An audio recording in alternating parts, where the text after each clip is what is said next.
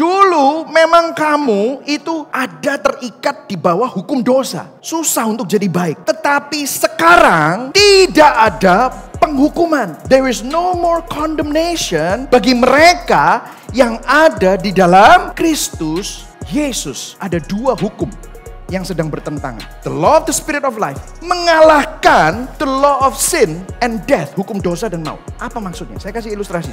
Kalau saya bawa buku ini, saya lepas, pasti akan jatuh ke bawah. Saudara percaya atau tidak, ini namanya hukum gravitasi. Nah, manusia terperangkap oleh hukum dosa dan maut. Tetapi firman Tuhan tadi bilang, kamu dilepaskan dari itu with the law of the spirit of life. Hukum roh yang memberi hidup. Nah, ini beda saudara. Nah, makanya saya bawa meja ini saudara ya, untuk menunjukkan bahwa apa yang terjadi kalau buku ini saya taruh di sini. Loh, kenapa kok nggak jatuh? Karena ada yang menampanya. Selama buku ini ada di atas meja, maka buku ini akan safe dan tidak akan jatuh. Dan bukan cuma hanya itu, the law of gravity dikalahkan with the law of motion.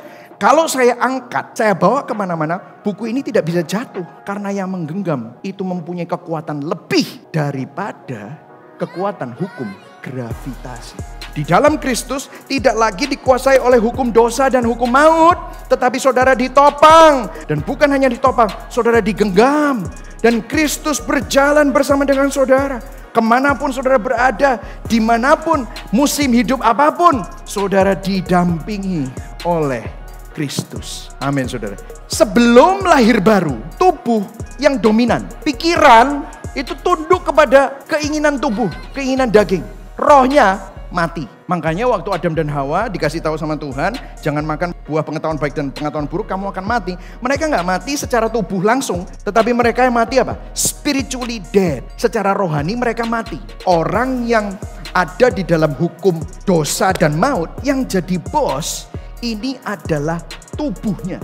Makanya kita ini punya hawa nafsu, kedagingan. Lihat Roma 8 ayat 7 dibilang, mereka yang hidup dalam daging tidak mungkin berkenan kepada Allah. Bukan cuman hanya plausible, impossible, gak mungkin. Tapi puji Tuhan, pernah dinubuatkan oleh Nabi Yeskiel, dibilang, kamu akan kuberikan apa saudara?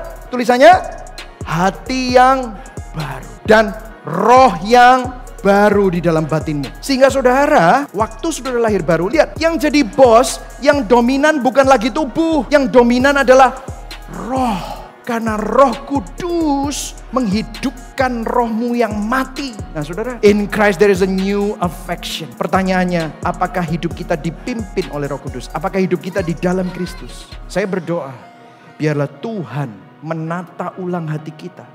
Supaya kasih kita, affection kita bukan hal-hal yang dunia lagi. Saya tahu kita butuh uang, kita butuh terobosan, kita butuh kesehatan. Saya tahu.